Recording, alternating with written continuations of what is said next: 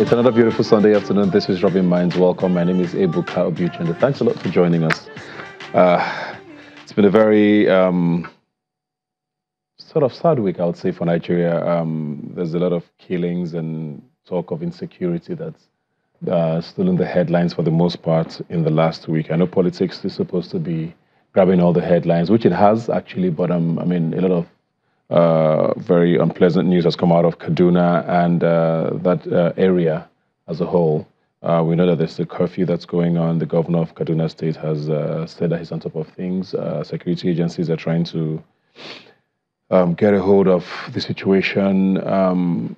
It's also a little tense because the elections are coming up and we're trying as much as we can to hope that the elections are violent free. So we're going to be talking about that, of course, and without a doubt, some politics as well. I have here with me Wale Oshunde, who's a public analyst. Thanks for being here today.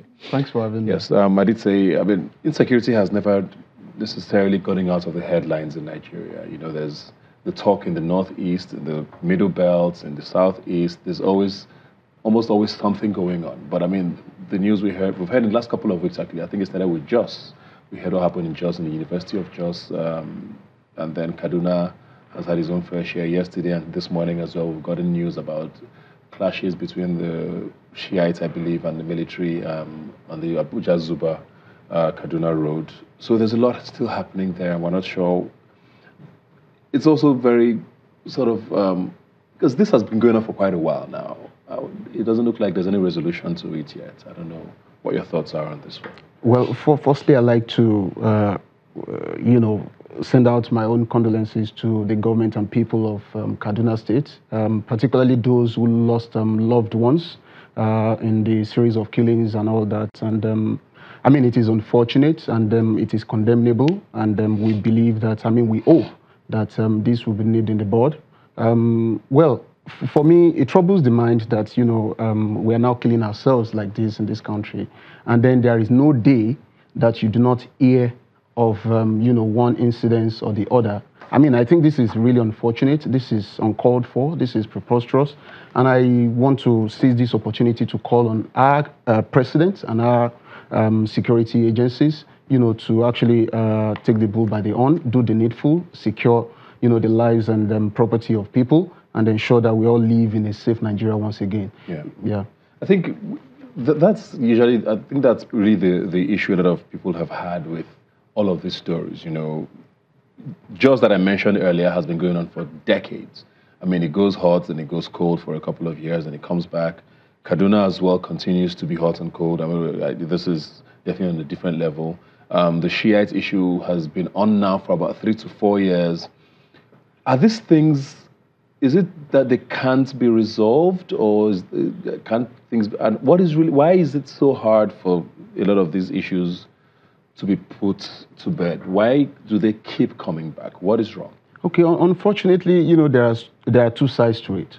Some people have said that this is as a result of unnecessary politicking, or what I call extremist political situations. And then I do not believe, or I do not expect that we'll be playing politics, with the lives of our own citizens, and then you still want to pretend over the lives of these citizens, that you're killing, or that, you are actually marshalling points to kill. So I think we really need to do something about that. That is on the one hand. Then some other persons have said that this has some religious connotations or some ethnic dimensions to it. And I do not want to believe that there is any religion that preaches, killings and, murdering people in cold blood and all that.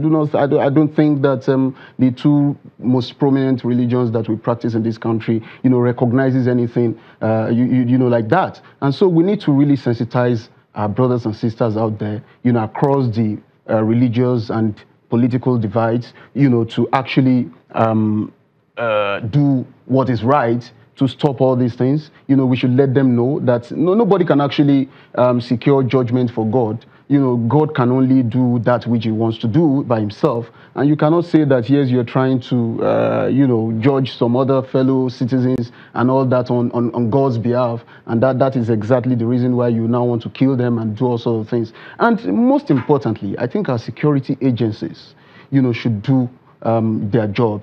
I want to believe that we have a fantastic military.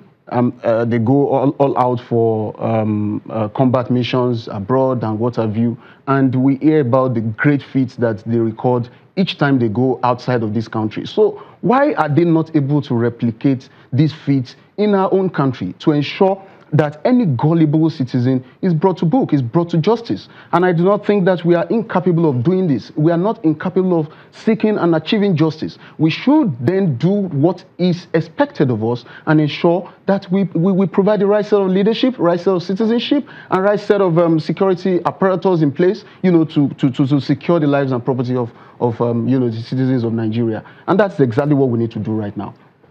The shared issue in particular, I think, like I said, is one that this government is supposed to be very aware of. Like I said, it already escalated at the most when El Zakzaky was arrested, and so it seems that there's a religious angle to it. There's also a political angle to it as well, and how can this be resolved, if at all? Because it looks like, like I said, I've been to Abuja a few times, and I know that I've seen the peaceful protests as well from members of this sect, and it continues to happen because they continue to demand certain things. Why can't this conversation be had, or should the conversation be had, or are the demands not legitimate enough, you think? For me, it's a function of leadership, and it is simple, straightforward. A function of leadership. We need the right set of leaders in this country who are able to congregate at the juncture where we tell ourselves the truth. And then we pursue things to logical conclusions. When you have security issues in the country, and then you cannot congregate, the right set of people to handle these issues, who are supposed to dish out instructions, and orders to the officers and men of the of the armed forces and of the police force and all that, to go after all these gullible people and then bring them to justice. If we do not have that leadership in place, then we're just going to be wasting our time. And that's the truth, and that is exactly what is happening to us in this country. Like I said earlier, we have a fantastic military, we have wonderful police officers, but the truth is that we do not have the right leadership to assist these guys, to help them function in their various capacities. And I tell you why I'm saying this.